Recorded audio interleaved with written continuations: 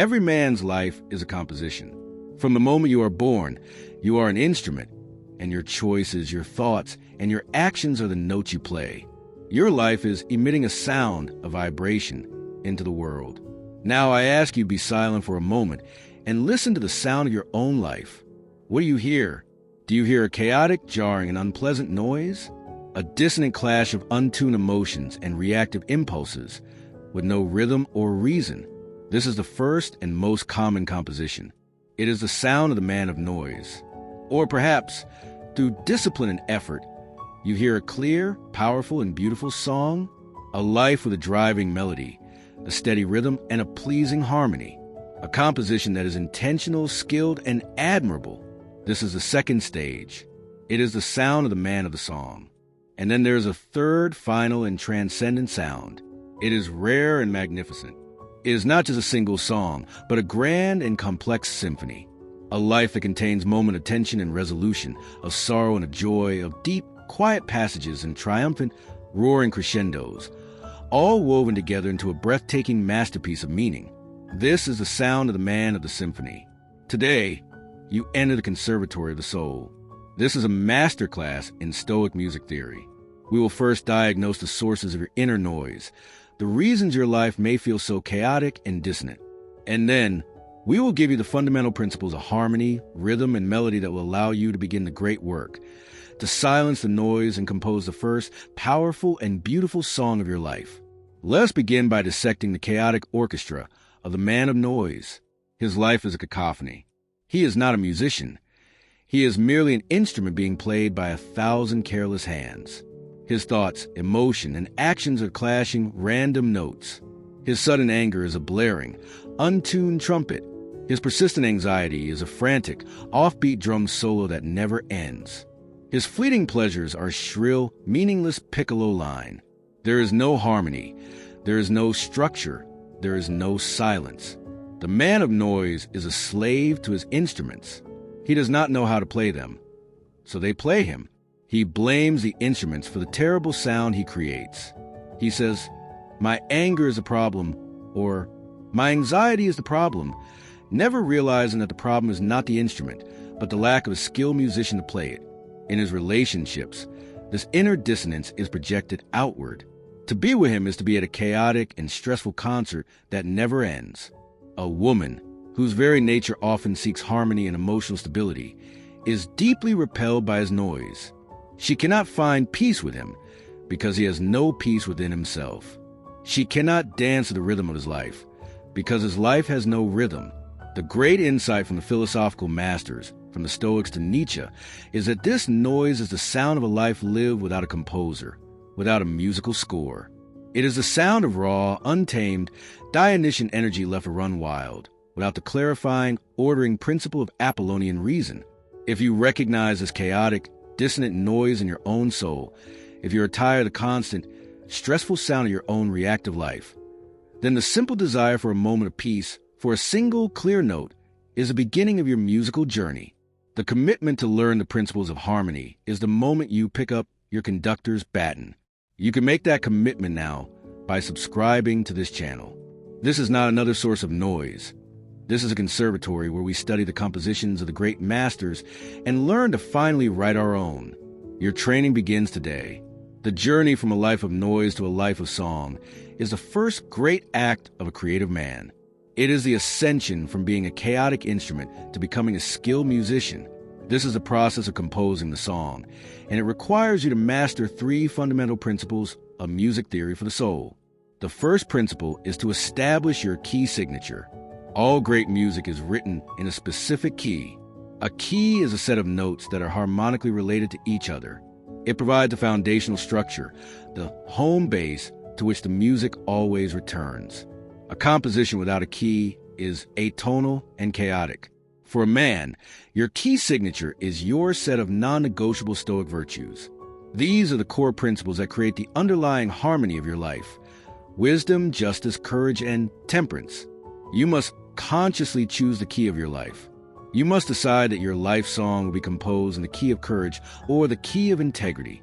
This chosen key becomes the gravitational center of your being.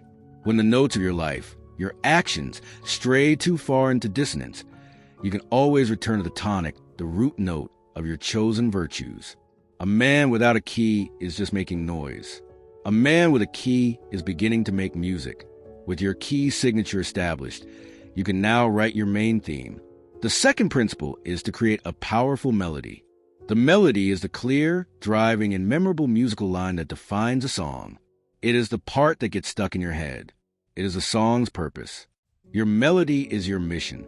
It is the central, driving theme of your life's composition. The man of noise has no melody. He has only random, disconnected notes. The man of the song is defined by his powerful melody. This is your great why.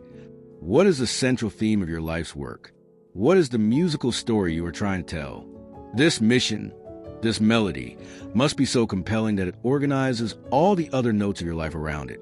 It gives your composition direction. When you are faced with a choice, you can simply ask, does this note belong in this melody? Does this action serve the central theme of my life? A strong melody is what makes a life not just harmonious, but also meaningful and memorable. Finally, a song needs a structure to hold it together. The third and final principle is to establish a powerful rhythm. Rhythm is the pulse, the heartbeat of a composition. It is what gives music its forward momentum and its undeniable groove. Your rhythm is your daily discipline. It is the steady, consistent beat of your habits. The man of noise has no rhythm. His life is arrhythmic, lurching from one chaotic impulse to the next. The man of the song builds his life on a powerful, unshakable rhythm. This is the beat of your morning routine. It is the tempo of your workout regimen. It is the steady cadence of your focus work. This rhythm, this discipline, is what gives your life a powerful sense of order and momentum. It is the difference between a collection of random sounds and a song that makes people want to move. The man with a strong inner rhythm is a man who can lead the dance of life, rather than being awkwardly shuffled around the floor by his circumstances. When a man has done this work, when he has chosen the key of his virtues, composed the melody of his mission, and established the rhythm of his discipline, he is a new being. The chaotic noise that once defined him has been silenced. He is now the man of the song. He is a skilled musician of his own life. His life is a powerful, beautiful, and coherent composition. It has a theme. It has a structure. It has a harmony. He is admired for his skill and for the beautiful music he creates. He is a man of substance, a man who has created order out of chaos. But a song, for all its beauty and power, is a single composition. It has one melody, one rhythm, one primary mood. The master musician becomes known for his hit single, and he may become afraid to compose anything else, lest it not be as successful, and his very success can become a creative prison. The final ascension is not about learning to play his one song better. It is about becoming a composer who can command an entire orchestra. It is the epic journey from the skilled musician to the masterful maestro of the symphony. We have left our hero at a pivotal moment in his artistic journey. He has accomplished a feat of incredible will and creativity. He has taken the chaotic, dissonant noise of his own untamed mind and, through the rigorous study of Stoic music theory, has composed a powerful and beautiful song. His life now has a clear melody in his mission, a steady rhythm in his discipline, and a pleasing harmony in his virtues. He is no longer a chaotic instrument being played by the world. He is a skilled musician, the master of his own composition. This is a state of being that commands respect and admiration. He is a man of substance, a man who has created order and beauty out of chaos. But the great artist knows that the completion of one masterpiece is merely the beginning of a new, more profound challenge. The man of the song, for all his skill, now finds himself facing the limitations of his own success. His greatest achievement can become his most comfortable prison. The first limit is the fear of the follow-up. The musician has created a hit single. It is the song of his success, the disciplined, purposeful life he has built. He is proud of it, and the world loves it. But this very success can breed a new kind of fear, the fear of playing a wrong note. He becomes afraid to improvise, afraid to experiment with new melodies or rhythms, lest he creates something less perfect than his first masterpiece. He risks becoming a musician who plays his one great song on repeat for the rest of his life. his creativity slowly suffocating under the weight of his own success. The second limit is the monotony of the melody. His life, while harmonious, can become one-dimensional. It is one beautiful song, but it is still just one song. This is the man who is all discipline, all purpose, all rational order. He has mastered what the philosopher Nietzsche would call the Apollonian aspect of his spirit, the drive for form, structure, and beauty. But he may have done so at the expense of the Dionysian, the wild, chaotic, passionate, and ecstatic part of the soul. His song is beautiful, but is it fully alive? Finally, the man of the song is a solo artist. He has mastered his own instrument and his own composition. But the world is not a solo performance. It is a grand, often chaotic orchestra. His intense focus on the perfection of his own melody can make it difficult to harmonize with the complex and sometimes dissonant songs of other people, especially in an intimate relationship. He may become frustrated when others do not follow his rhythm or appreciate his key signature. This is what calls a man to his final and greatest ascension. It is a journey from being a skilled musician who can play one song perfectly to becoming the masterful maestro who can conduct an entire orchestra. It is the evolution from the man of the song to the man of the symphony. This final transformation is not about learning a new technique, but about achieving a new level of understanding and integration. It is built upon three final principles of musical mastery. The first principle is embracing the full orchestra. A song can be played on a single instrument, like the piano of reason. A symphony, however, requires the full orchestra. This is where the maestro, the fully integrated man, as described by Jung, must learn to embrace the instruments he previously excluded from his composition. He must learn to write for the darker instruments of his own soul, the deep, booming drums of his righteous anger, the mournful cellos of his sadness, the wild brass of his primal instincts. He does not let these instruments play random, chaotic noise as he did in his first stage. Instead, he learns their unique timbre, their power, their emotional range. He consciously writes them into his life's grand composition. He understands that a symphony without the tension of the dissonant brass section or the emotional depth of the sorrowful strings is not a masterpiece. It is a shallow and incomplete piece of music. By integrating his shadow, by learning to use all of his emotions as instruments in the service of his art, he creates a composition that is not just beautiful, but profoundly rich, complex, and true to the full human experience. The second principle is mastering the art of composition. A song is a melody. A symphony is a complex and magnificent interplay of themes, of counter-melodies, of tension and resolution. The maestro is no longer just a musician. He is a student of universal harmony. This is a Stoic sage who understands the logos, the underlying rational and beautiful structure of the cosmos itself. He sees that life is not a single, simple melody. It is a grand symphony, full of movements both light and dark. He no longer fears the difficult, dissonant passages of his life, the setbacks, the failures, the heartbreaks.